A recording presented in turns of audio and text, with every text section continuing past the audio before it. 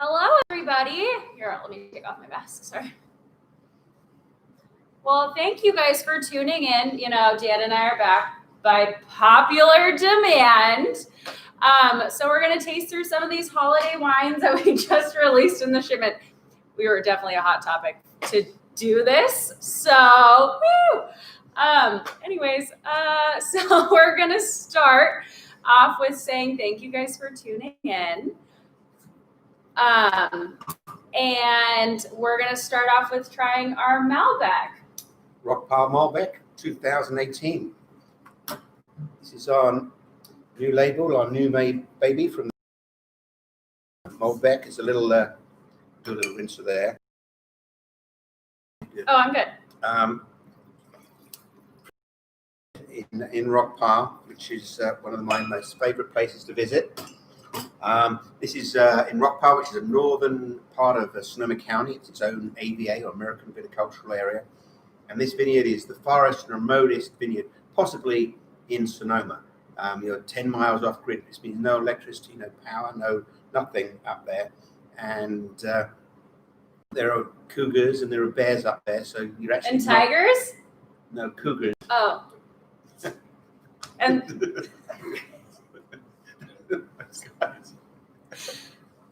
you're not talking about the food. Are we Jesus.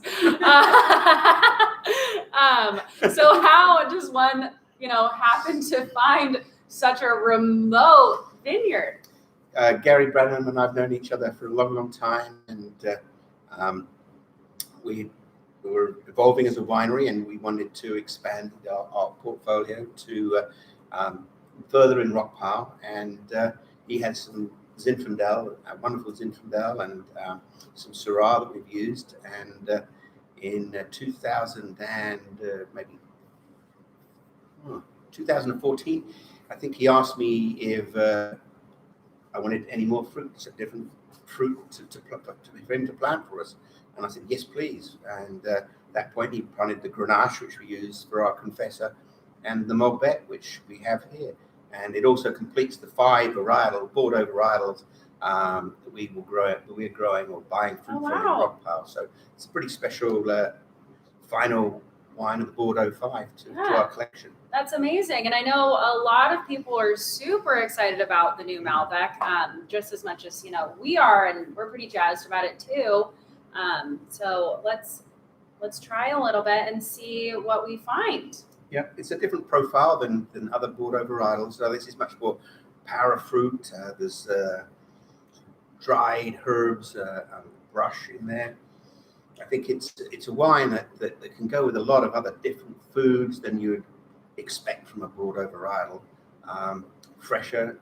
Clean. It's definitely really soft, which is nice. I'm not a huge tannin kind of a person, so I feel like this is a great happy medium for having a bigger red with a little bit softer of a mouthfeel. I feel like.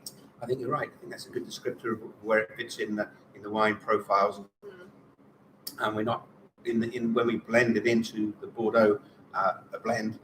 We're not looking for the tannin aspect of the Malbec. We're looking more for that sort of bright, dark fruits, a little more spice. I get a whole variety of very non-Bordeaux characters out of this. It really is like such a beautiful wine. I mean, I'm very It's a red licorice, which is it's a favorite of our families. So what would you recommend pairing this with, you think?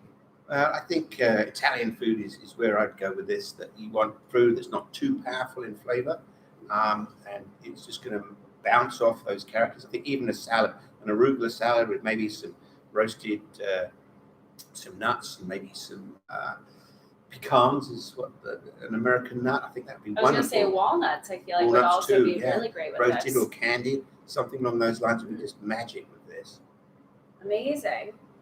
Love it. I'm really happy with this. I know. Good job, I Gary am too. Brown. Thank you very much. Thank you for sharing it with us, I guess, or giving it all to us.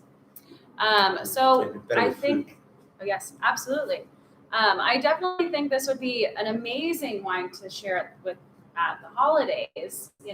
Thanksgiving, Christmas, Hanukkah, Kwanzaa, whatever other holidays. So I think Well, it's if you have to share it, then I would say on the holidays would be a good choice. Yeah. You know? absolutely. I think so to try it too. Yeah, I think you're going to enjoy this wine. Lots going on in the nose. It's very, very full. There's some aromatics. There's some lavender. There's a nice dusty perfume going on here. I think a complex wine. It's a single vineyard, one grape. There's a little Cabernet in here for that structure. But very versatile and just drinking on its own, just a little charcuterie here puts me in a good place. So hopefully you'll find that same good place. And that brings us on to Cabernet, is that? Yes, absolutely. Bring on the Cabernet, as they say. Yes. Alrighty. So we have our 2015 Barrel Select Cab. So while you guys are pouring the cab, we did have someone write in a question, actually all the way from England. Oh my. And I believe, Dan, this is your dad, David Barwick. David Does that Barwick, sound yeah. familiar? Sounds familiar.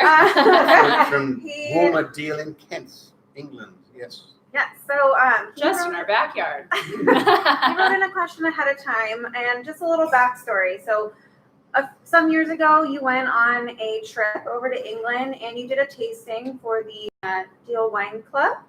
And the members really, really enjoyed it. And they were really impressed with your wine knowledge and presentation. So they were interested to know how your opinions about taste and character of wines have changed over the years. Well, yes. I think that the basics and the foundation of how I think wines fit from my style hasn't changed much, but working with the vineyards, I manage differently now. Sometimes less is more. There was a time when I felt that everything had to be a certain way in the vineyard, and I feel that we get more complexity in the finished fruit when we don't manicure it too much. So it's a little more, some fruit sees more shade, some sees more light. We were trying to make that more even. I believe now that having that mixture creates a far more interesting wine. So that's a big player. But managing the vines themselves, balanced vines is what it's really about, is that each vine should be looked at and quantified the amount of canopy it has and fruit that it's having throughout the growing season, and then based on that, pruning should be fine-tuned again. And if you do this for each vine and each vineyard, then what you do have is all the fruit ripening at the same time. You pick that fruit right on the dime and make a wine that fulfills all the characters that vineyard can display, or the positive characters that vineyard can display. And that's my job, being in the vineyard and with in Rockpile, with the Rockpile vineyard and with the Branham vineyard, work very closely with their teams and create these one, just really fine tune these beautiful vineyards that and what I want to do is capture the potential of what these vineyards can give us each vintage, you know. And again, less is more is a good mantra, but timing and doing things at the right time are very important, and it's just a joy to work with these teams and create these beautiful grapes. Special for me. And it's awesome that we've been able to work with them for so long. How long has it been? Like 20 years for our Rockpile Cabernet. Amazing. And this is the 2015. 15. I mean, it's just a baby and it's just opening up. So if you're going to drink this wine now, I would decant it, which means just basically empty the bottle into a jug or another bottle, or even take a glass out and drink it and then move that bottle around, get some air into it. It's going to really help that wine evolve and show you its full potential. If you open it and just drink it, it'll still be good, but I think there's so much more to be had because of the complexity and the depth of this wine. That air helps all those characters evolve and come out in the glass and in turn onto your palate. And that's really what I try and achieve, is a wine that ages very, very well, but any time you're drinking it can express that vineyard. But decant this little baby and she's going to be a darling for you. I was gonna say, I think we opened this about an hour or so ago, and I don't know if you guys saw my reaction when I tried it, but it is showing absolutely beautifully right now. Yeah, it has that wonderful dusty rock pile perfume. Absolutely I don't know how amazing. a perfume is dusty, but somehow that descriptor just, yeah, you're right. It is dusty. It is perfume. The way I kind of describe dusty is, when you're like on a hiking trail and you get all of the dust from the people in front of you. That's like the perfect. Now we'll keep the horse out the wine. The horses are not in the wine. It's kosher. It is, and really, it is dusty. You have to experience a hot day in the late summer, and that dust gets disturbed, and there's that very specific time in the vineyard, and it has that soft sort of velvety dustiness, and I taste this in the wine, and maybe that's a little too romantic, but it really is a very special place, Rock Pile, and these growers are producing this extraordinary fruit and just sucking them back with some good food and friends and conversation. That's what we should all be doing. And now we have to be selective about who we're sharing our time with in the holidays. As we separate a little bit. I think this is the British community. It's a perfect opportunity to include who you like. And maybe I shouldn't say that. But. No, I mean, it's been great. I've been begging my mom for years to just have a nice little quiet Christmas. And now, thanks to all of this, what is going on, we get to have a nice quiet Christmas, which is great. Not having, our 45 family members over. So it's nice to kind of, have a nice quiet holiday, enjoy some really great wine with, the people that you really, really love, which is amazing. And I'm, I guess that's the light at the end of the tunnel for this whole craziness. Well, yeah, enjoying the time with the people that you want to spend time with. I think that really is. And it gives you definitive decisions to make and values about who to spend time with. Who makes the cut to share this amazing wine with. Yeah. A lot of aunties and uncles out there that are going to feel this pressure. Getting a little up on tangent here, lady. I know. Let's get back to the wine, maybe. Anyways, tangents back to tannins. So we went up to Rock Pile, and it's definitely very dusty. So you can definitely taste it in this wine. Rocky too. It's super rocky, very dusty. Yeah. So Dan and I went up there, and everybody always warned me, Dan drives like an absolute lunatic going up these, 1-lane roads. It really was not that bad. I can vouch. But what's your favorite time to go up to Rock Pile, you think? When the lunatics aren't there, usually. Thank God. Lunatics are people that lunatics and tigers and lunatics are people that drive faster than I do. So just to keep things in check here. No, it's an interesting drive. It's 20 miles, and 10 of those are on what they call fire roads, or dirt roads, and enjoying the scenery and the calmness of being up there. It's pretty special. And what was the question again? When's your favorite time to go up there? Oh yeah, actually now would be nice. I was going to say right now with the we've had our first rain, and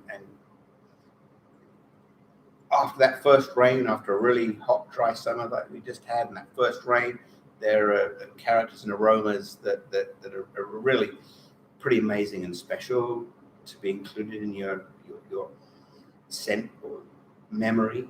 And I think going up there now would be wonderful, but going up there in the spring too, and seeing that first bud break and the energy coming into those vines and the lushness of the land in spring compared to late summer, that's another special time. But every time I go up there, it's like a really deep breath of fresh air, and very calming and soothing, and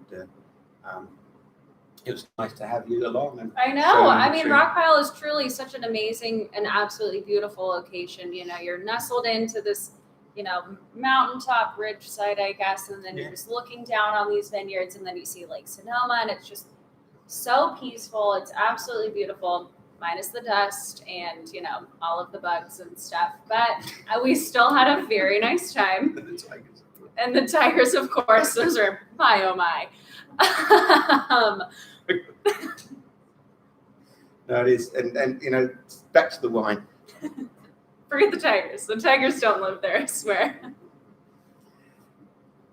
This wine is drinking beautifully now as it can, but this will age, I'm going to say another 10, 15 years. We have the luxury of being able to put this down and go and visit this wine in that time. You're going to be just overjoyed with some characters that can only be found when you have a wine that is able to age that long and then experience that. And there's all these secondary fruit characters that come out, and every glass is different. For me, revisiting wines that I've made years later and seeing those were there because everything else was going on, everything was too busy to really let these characters that are there when the wine is aged and see that is another little trip for Mr. Barwick here and his winemaking.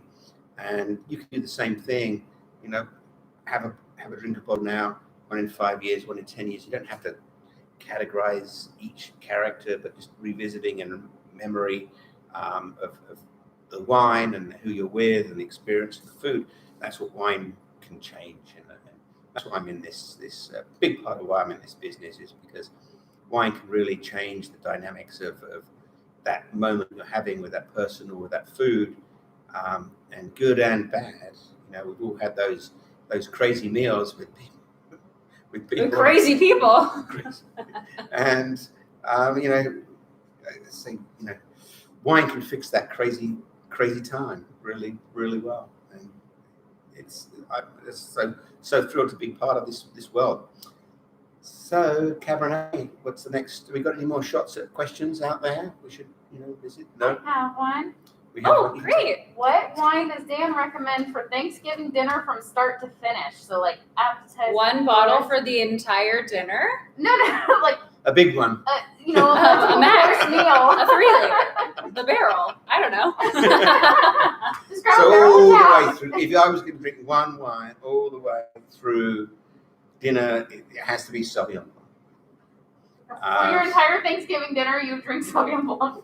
If anybody has ever known Dan, it is the Sauvignon Blanc. For each course, it brings its own quality. And then for the turkey, it brings vibrance and freshness, which is going to match with the richness of the food that we're having. And I think you need that acid pop from the Sauvignon Blanc, which for me, as a foreigner, there's a lot of sweetness and a lot of big, flavorful characters. And it needs to be cut with this acid. And the Sauvignon Blanc does that beautifully. And then you go through the dessert, and the sweetness continues. And for me, you need to have that acid continuing in that journey. And this is completely biased because I just love drinking Sauvignon Blanc. But if I was going to recommend a wine from Paradise Ridge for you to have on your table, I would say, outside of the Malbec, sparkling Shiraz. And that is a wine that I can guarantee you, when you open that, we're going to call it the first bottle, the energy and the positiveness and the fun is going to be had out of that bottle can only be amplified by the second and The third. the third. And If we're with two people here, we might be pushing it for a third. But I think as a broad audience, it really does just get the energy going. So for Thanksgiving, either Sauvignon Blanc, sparkling Shiraz, or the Malbec. That's where I'd go. But then again, you've got the Pinot too. So I feel like Pinot goes really well. it's a tough question, but I came up with my first answer. Sticking with my We're first sticking answer. with it. So just get a mixed case of Paradise Ridge wine. And Yeah, you're good. a barrel. Who knows? Well, I guess Sauvignon Blanc for Thanksgiving is a really great segue to our next wine, which is our Late Harvest Sauvignon Blanc, which is our Ode to Joy, a beautiful bottle. So we'll try So this is a late harvest Sauvignon Blanc, as Emily said. This is from a vineyard and an area that's called the Sonoma Coast. So it's this vineyard overlooks looking south, completely over the San Francisco Bay. And in 2000 and what was this? Seems like a lifetime ago. 13 seems like a lifetime ago. We got lucky enough to be given the opportunity to make a late harvest Sauvignon Blanc from this vineyard. And it was a very, very, what they call an Indian summer. And I think we harvested this fruit way into probably about this time, late. Because for late harvest, I mean, it says it in the name, but you wait until the last minute. What we have when we're making a decision about late harvest, we want that fruit to stay on the vine and become riper and riper and riper. And then what happens is once the vine stops putting energy into that fruit, then the fruit starts to shrivel and concentrates those sugars and acids and creates this special wine that I don't think there's anything else that's quite like it. And this one, we're gonna have a little suck of this and see how it is. it's not like that super thick kind of, but it's absolutely beautiful. It's completely floral, super, I think like apricot-y. Both of those. I mean, all of the above, I suppose. Yeah. Apricot. No Yep. tomatoes or tomatoes in here, though. No, it's super delicious. It's like candy in a glass. It's amazing. It really. You smell it, and there's so much going on, and it's lychee and apricots. There's a lychee. Tomato. Both of those, all of the above. But again, no tomatoes. Really fresh and exciting to drink. And a lot of people say, I don't drink sweet wines. They don't. And I'm there, you know.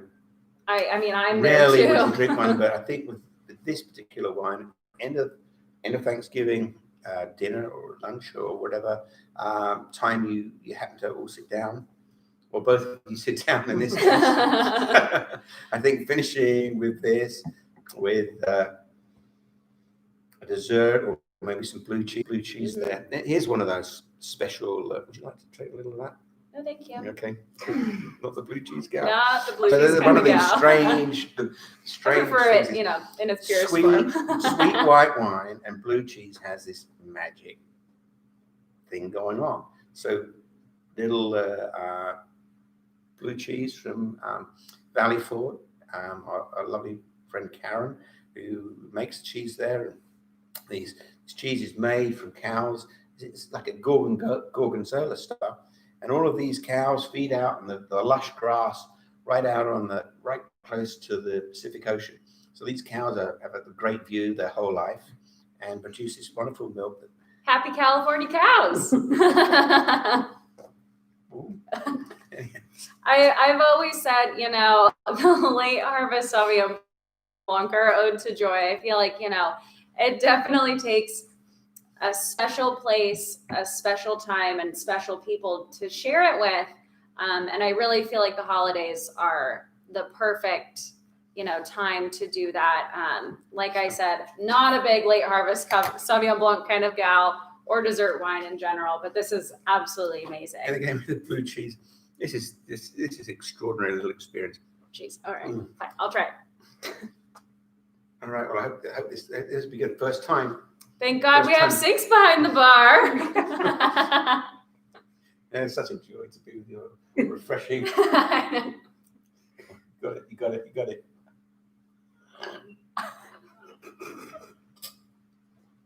Oh my. Oh my. Sauvignon Blanc. Quick. If nothing worse, just wash it down. Yep. I'm having a moment. Dan is also having a moment. Sorry. Excuse me. The blue cheese is great. We're coming live here with Sauvignon Blanc and Late Harvest Sauvignon Blanc and blue cheese, and here we have an experience. So Emily has been we put her on the camera there, and who knows what I'll do. But I think that this would be a really great. So well scripted, isn't it? Oh my God. To bring in Sonia to kind of talk a special time about why this wine is so special to her. Come on down. Cheers, folks.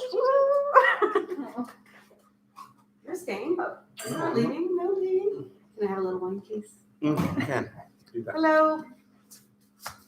So tell us, who is Sonia and how do you two know each other? Sonia who? So this is Sonia, who is a co-owner of Paradise Ridge, mother of my children, Minor details. drinker of my wine, Yes, very and much so. also the love of my life. No, very sweet. Thank you. So the story behind this wine is a long one. I'll try not to make it too long, but my mother loved Late Harvest Sauvignon Blanc. In fact, I think the first wine that Dan ever made for Paradise Ridge, prior to being the winemaker, was a Late Harvest, and it was a crazy vintage, and the amount of love. So my mother said, I want you to make a Late Harvest wine, and they put aside a portion of the vineyard. Well, it wasn't the kind of year to make a Late Harvest wine, but Dan was determined to make a wine for my mother. So this wine was the most concentrated wine. Every step was taken. Dan went out there to try to get the tritus. He sprayed the vines with water. He was out there every day. It was just an amazing experience. And my mother loved that wine. She treated that wine like it was gold. I mean, every time that we brought a bottle out to the dining room table, it was like you knew it was a special occasion. So she just loved Late Harvest. And so after she passed, we wanted to find a wine that we could dedicate to her. And we knew how much she loved Late Harvest, particularly. And so we actually dedicated our Late Harvest to her. So it's called the Ode to Joy because that was her very favorite wine. And so, and we dedicated to her. So each bottle shows the dedication to her and the reminder of all things that in life that are beautiful, card for, but that are beautiful. And so every time I drink this wine, of course, I think about my mother, and hopefully there's a lot of people out there who also remember my mother and will raise a glass to her, and if not to her, to our family, and when they enjoy this wine. So it's an incredibly special wine for the winery, for our family, and I always really enjoy drinking it. And one of those bottles, by the way, that if you open and have a glass for Thanksgiving, you can actually have a glass for Christmas because it'll last for a while in the fridge. So this is the kind of wine that you replace the cork and put it in the fridge. Yes, and I've had a wine that I had a glass for dinner and gone back months later, and it's still been eminently drinkable. So it's very true. So if you're the only person that drinks a glass of wine on holidays, this is the wine for you. Yeah, so it's a great wine, and it goes with cheeses, as Dan said earlier, and it also is actually, we used it for baking in, we had an Ode to Joy cake at one point, and also Dan recommends you can pour a little bit over ice cream, and that's very delicious too. So this wine is a very versatile wine, and it isn't super sweet, as Emily was saying. So it really is a great holiday wine, and it's such a beautiful bottle that it looks really nice on your table too. So it has all sorts of perks to why you should be enjoying this wine over the holidays. So Nothing to fix on that. nothing to fix on that. I want to try a little bit of the blue cheese with it, You should. since Emily didn't really give her 2 cents. It was great. Emily has scampered away, blue cheesed away. So is there any more questions, or we should be wrapping up, or no, we're all good? All right, well, thank you all for joining us. Emily, you're gonna come back and sneak in to say goodbye. We really appreciate you guys coming and joining us tonight, or whenever you do watch this segment, and we hope you have an amazing holiday. And Amazing and a safe holiday. safe, definitely. We say cheers to everybody and happy holidays. Thank you guys. Cheers, you guys.